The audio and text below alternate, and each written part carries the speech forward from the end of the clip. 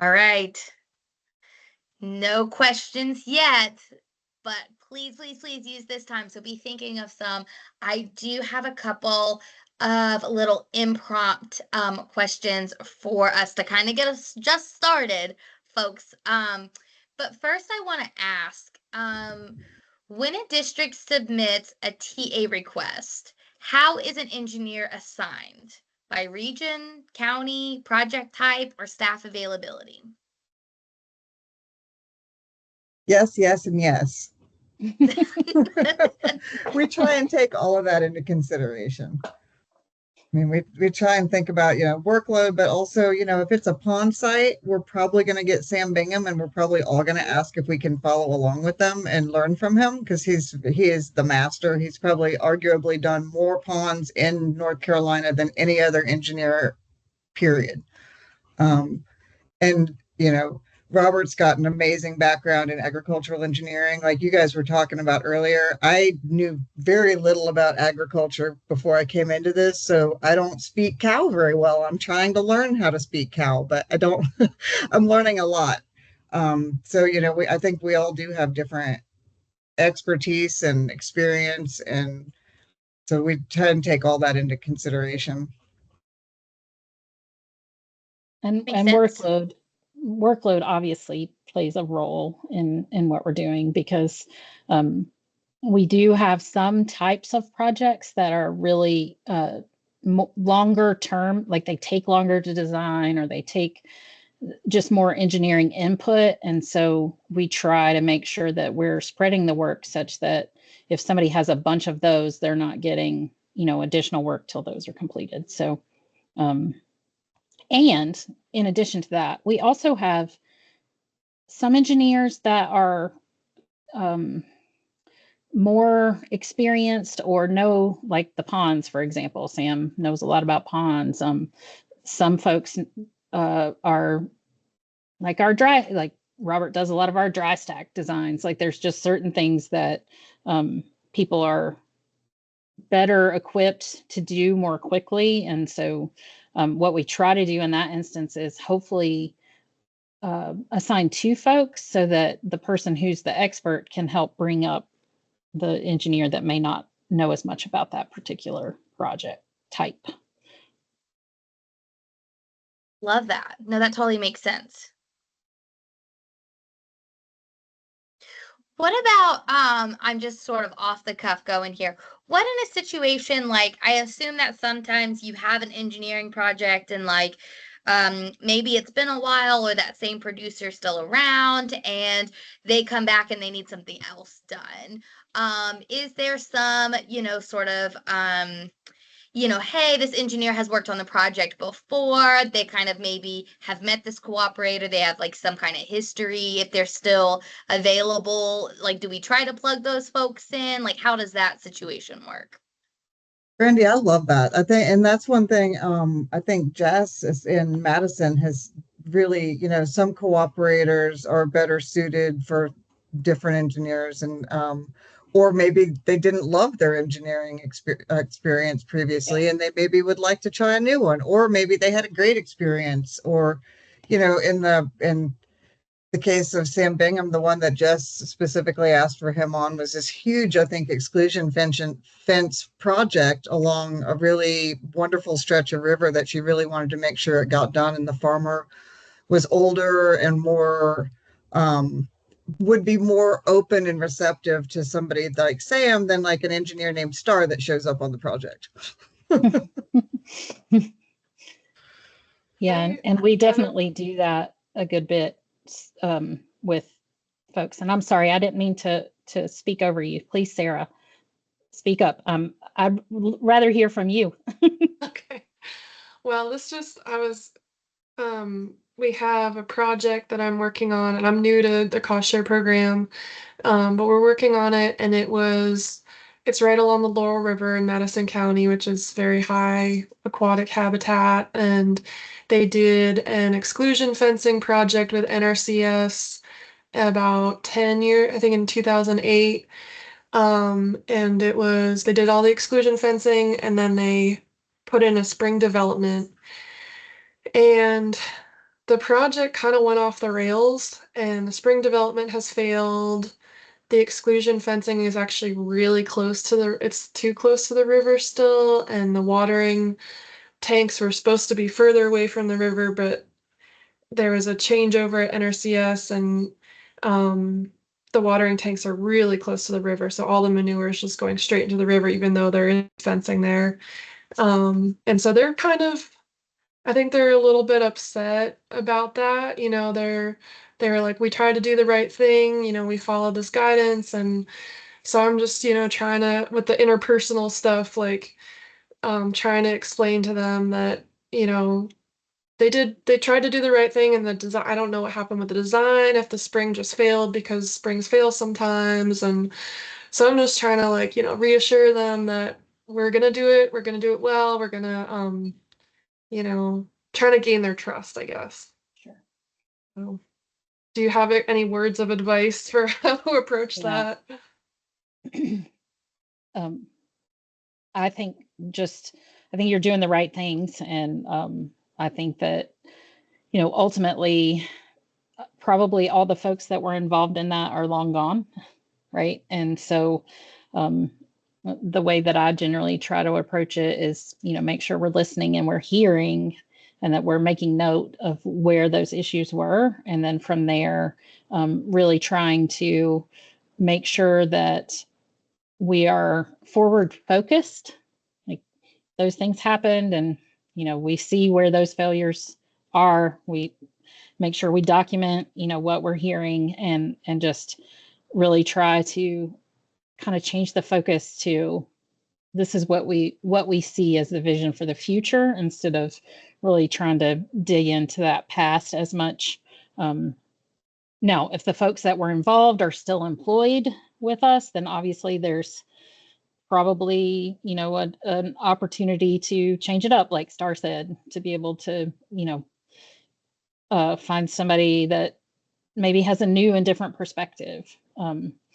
And I think I'd really like Robert to kind of weigh in on this, because I think, given his experience with um, NRCS and the division, he might have some good perspective on that as well. Robert, do you have anything to add on how to handle a situation like that? Well, just spring developments in general are kind of iffy. So whenever I start a project, I always like preface it that we can put this in. Springs especially, like, will kind of act on their own, so they may decide to choose a totally different route from where we like put them. And so I hate to say it, but sometimes with our engineering practices, the end result is kind of unknown, even though we want it to be like as known as possible. And so we try to get the best solution in, but we can always go back and reevaluate later on and do a repair contract if needed. But yeah, I guess just like reassure them. I don't know how else. So. I love Um, that. I love that answer, and I love, you know, what Rachel is saying. And I do think, Sarah, I think you're doing, like, it sounds like the right thing. And I would encourage you to just communicate that to the engineers that you work with, that your cooperator has these concerns. Because it might feel hard, because they're like the engineers, right? They're the experts, right? So you don't like want to tell them how to do their job necessarily, but you do want to let them know that your cooperator is having some hesitancy and going through a hard time, and so that is sort of your responsibility to communicate that. So I would just be as open as you can with your engineering, you know, specialist on where your cooperators at and their hesitancies and any, you know, negative experiences they've had up to that point, because that might be relative. It's all relative, right? So Sure.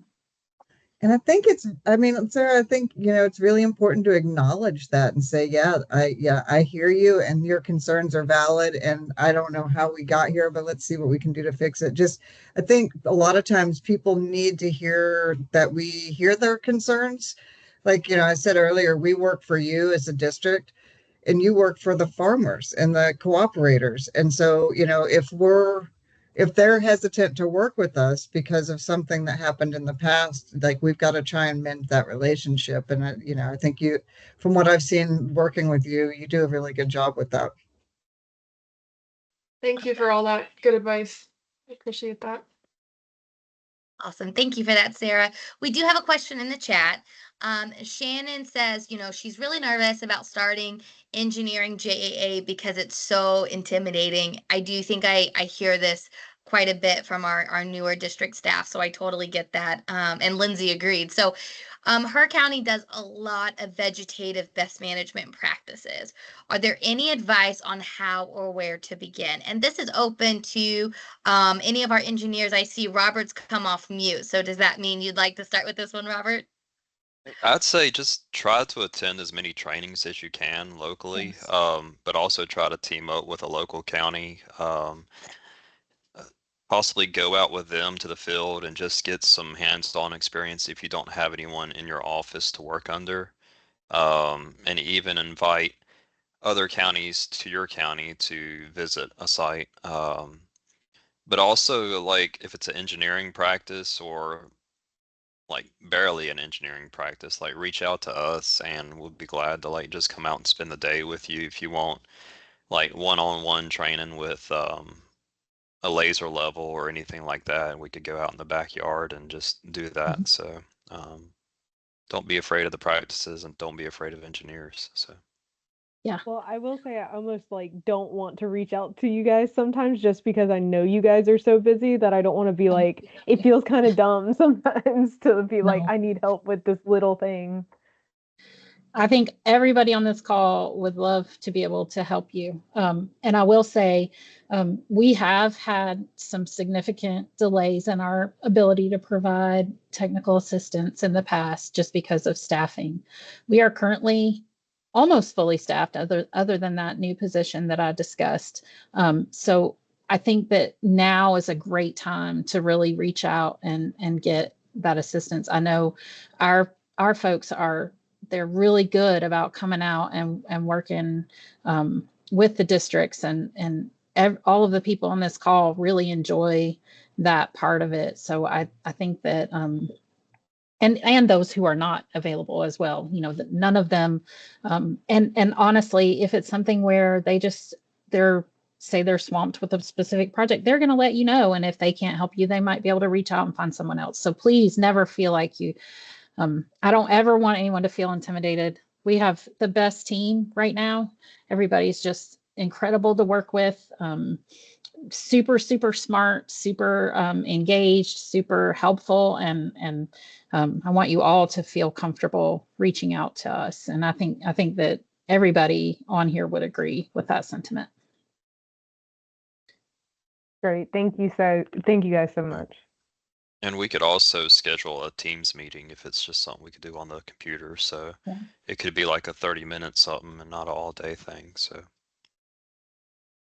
Yes, Sarah, when there was a project, it ended up not going through in Madison, that there was a stream crossing and there was a culvert and a ford and an access road. And we got Kayla at the time and JAD from Haywood, and we just went out and spent the day and went through how to survey those areas, and then like worked through some of the NRCS tools like the EFH2 and getting the inputs.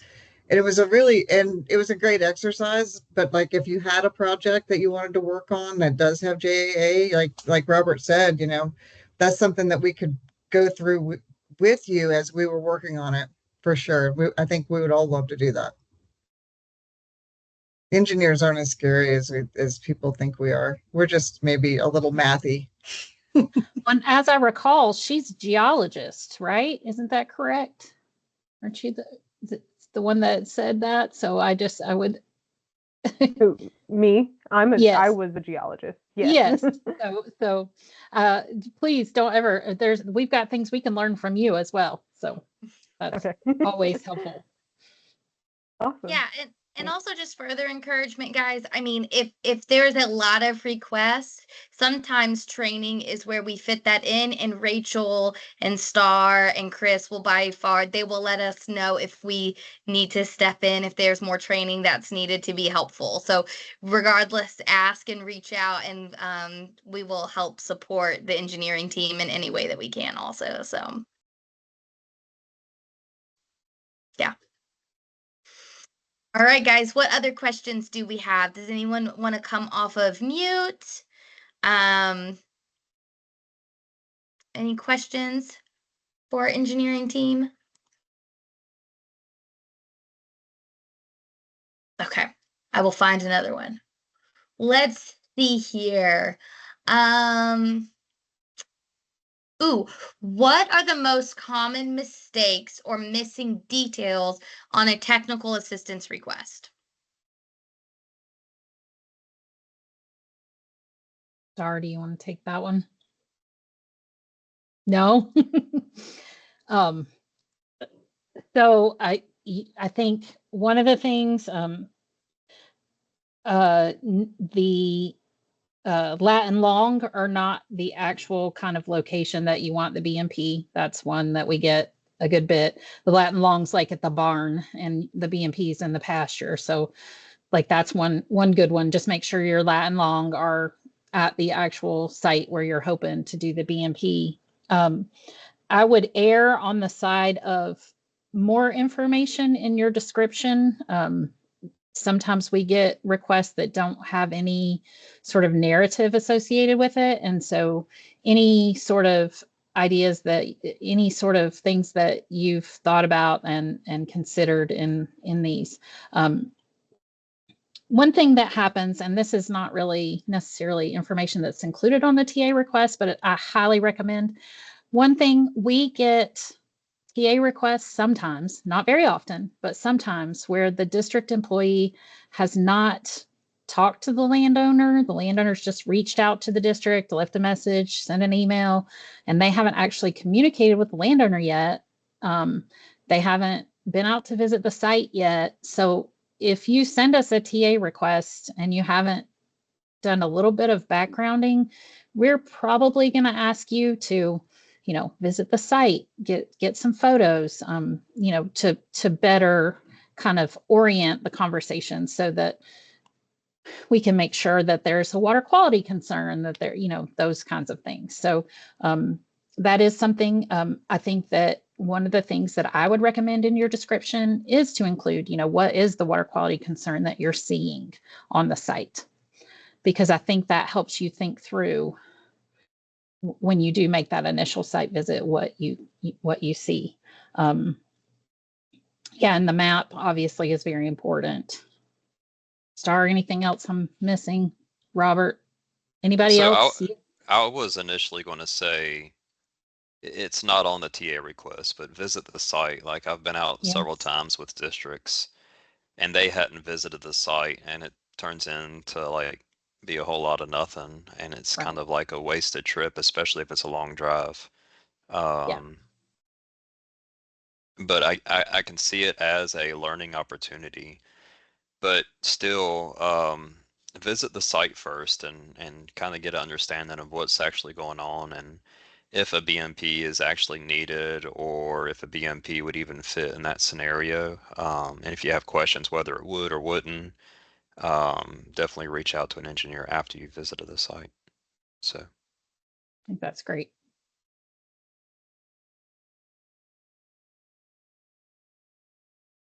I wanted to say Lovely. also, Awesome. Go, Levi.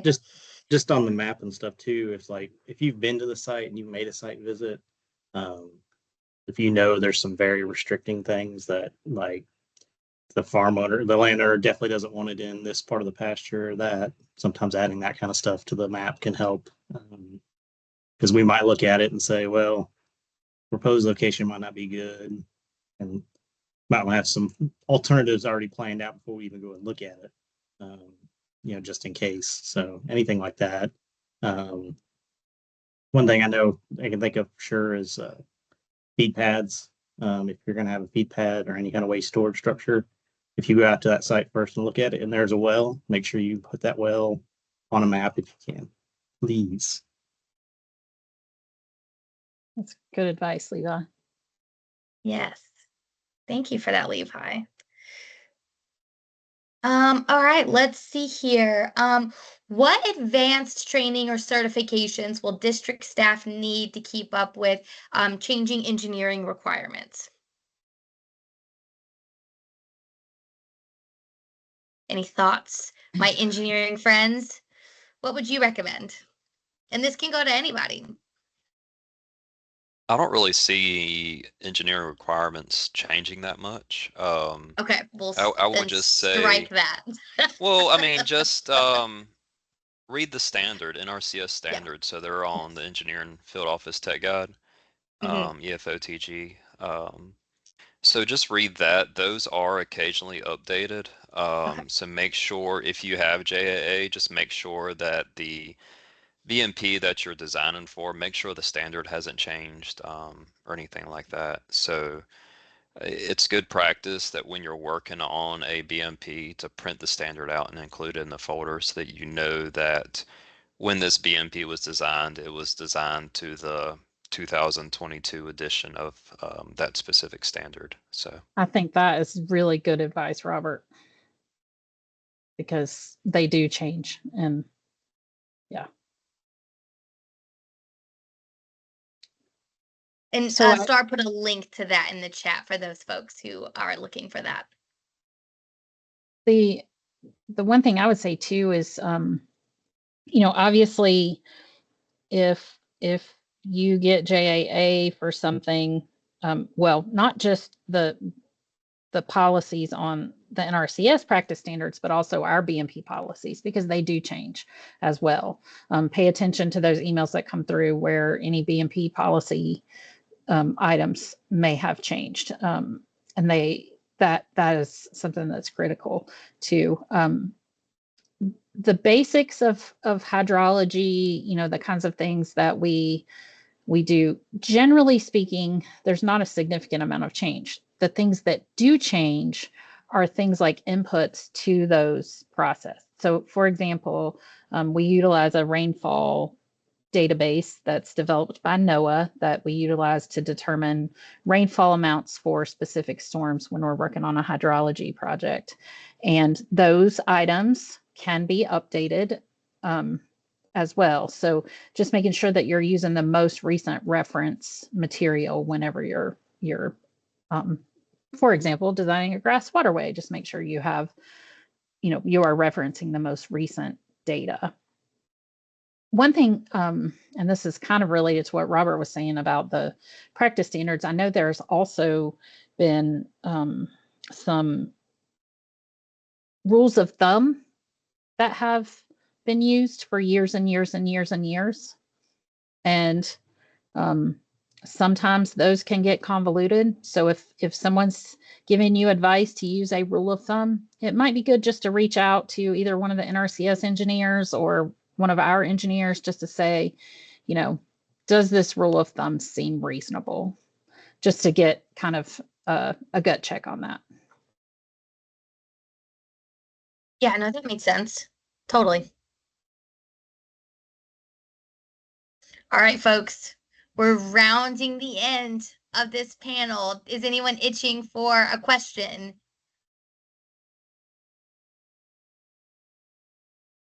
Okay, I'm going to come up with one more. All right, so job approval authority is one of those things that district staff can get over time. This is a certification process that gives you signature authority to say whether a practice is installed correctly. If hopefully I said that correctly. So obviously there's a thing called job approval authority, like letters, right, that come into the engineering process. Can you all describe like what that means and that requirement, explain that to the new district staff, what a JAA letter is and when something like that would be required?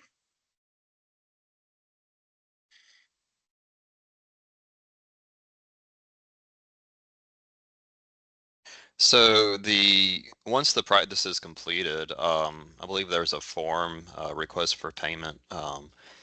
You could get the engineer's signature there. A lot of times the engineer will just submit a letter. And I think when they submit that into CS squared, they'll just put a note somewhere saying refer to JAA letter. But once the practice is checked out, typically an as-built is completed. The practice meets standards, meets BMP policies, and was installed as designed. A letter can be provided, and it's just saying that, hey, this practice was installed accordingly, and request for payment is requested. So that's pretty much what that is. So. So is that done through, say, like teamwork? Is that an email situation? Is it mailed? How is that communicated back and forth? I'd say probably email and teamwork, just through the messages and stuff. So. Okay. And Rachel? Yeah, I was just going to say, ideally, it's through the messaging and teamwork where there's a record of it in both in teamwork. And I will comment. So there was two different JAA letters. There's one for the design approval, and there's one for the request for payment. So the one that Robert mentioned is the request for payment.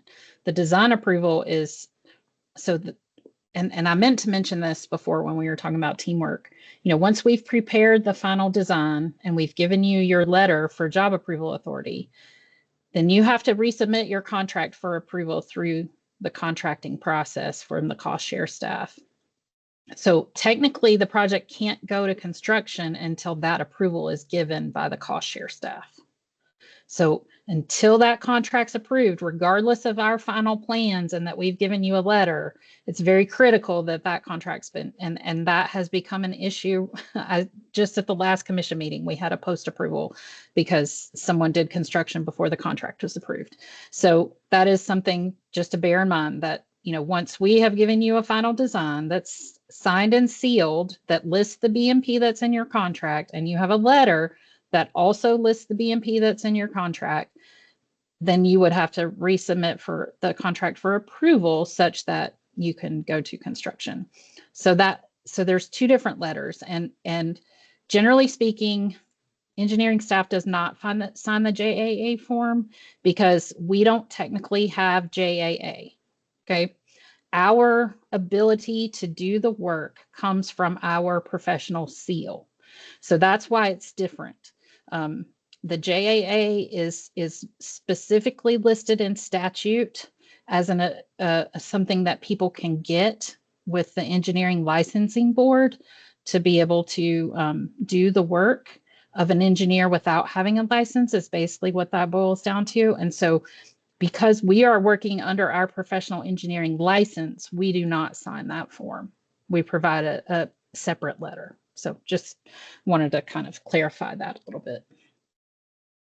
Wonderful. And also, just for clarification, obviously this documentation would need to be in the district folders. But then does it also get uploaded to the cost share team if it's a state contract? Does it go into like CS squared or anything that you know of, or Yes. is this like, yes? The design generally does not, but the letter will. So and you know, that'll come with more your contract training. That's kind of outside of our wheelhouse a little bit. We know the general process, but yeah, but the letter is something that will have to be uploaded to CS squared in order for, or CS2. I don't know why I say squared, but anyway, CS2, because it is part of that contract approval process. That sounds wonderful. All right, friends. Well, it is 12 o'clock on the dot, on the money. So this concludes our new employee orientation today. I do just want to give a special thanks to our engineering team for showing up today, for being available for the presentations on technical assistance request teamwork in this engineering panel. I hope that you made some connections and got some of your questions answered. So I'm just really excited that they were involved in this program. We will have this recording uploaded. Also, just for FYI, for those of you who have been in the new employee onboarding training segments thus far, I have caught up. So all of the previous recordings have been dumped and put into the new employee hub. So if you're looking for any resources for education, administration, there was a couple that we missed recordings on, so I do apologize, but I think that was only one, maybe two, but all the other ones have been sort of subdivided out and they are put into the new employee hub. So you will receive an email from me with your orientation packet and your new employee hub information, if you haven't gotten that yet. Otherwise, you are good. I hope that you continue to reach out to your engineering team and make these connections. And just thank you all for joining in, and we will see you next time. I'm really Thanks, sad I Brandy. didn't get to hear anyone else's favorite band, but next time, right? Next time. Thank you. Thanks, guys. Have a great All right. week. See Thank you you. later. Appreciate that.